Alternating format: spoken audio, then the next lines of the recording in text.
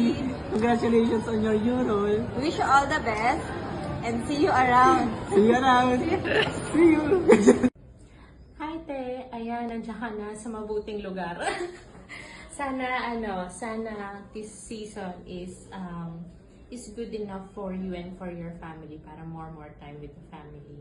And also growth for your growth din. Ayan, sana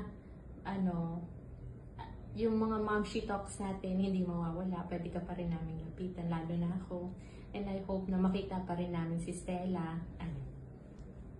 Ikaw na. Ayun, so ganun din katulad ni Pa, syempre yung mga momshi talks natin and connect pa rin sa Facebook. And hindi naman tayo nagkakalayo, nandyan ka lang naman sa kabilang banda. So anytime na may questions kami, pwede pa rin naman kami mag-reach out sa'yo. And ayun, tuloy pa rin natin yung collab natin kahit na nasa ibang division ka na. So looking forward pa rin kami na makatrabaho ka. So thank you so much, Sisi. And congratulations on your opportunity. Thanks, bye. Hello Vicky, thank you for all the support that you've given to us sa GPS Treasury.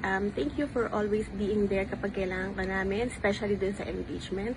And then of course, thank you sa pag-help sa akin kapag may mga kailangan ako and for always reminding me kapag meron tayong mga deadlines na hindi pa natin natatapos. So, ayun lang. I just want to say good luck and see you around sa office pag naka-onsite tayong dalawa. Hello po Ate Vix. First, thank you po sa contributions niya sa team, sa pag-guide and for being a buddy to us. Nandyan po kayo lagi para i-guide po yung team. Then, ayun, never po namin na-feel yung negativity ng atmosphere sa work, especially if may mga issues, ganyan.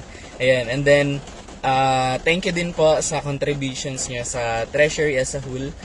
Ayun, sobrang thankful po namin doon. And then lastly, we wish you the best po sa career nyo and sa bagong team po na lilipatan nyo. At magkikita pa rin naman po tayo sa office. Ayan.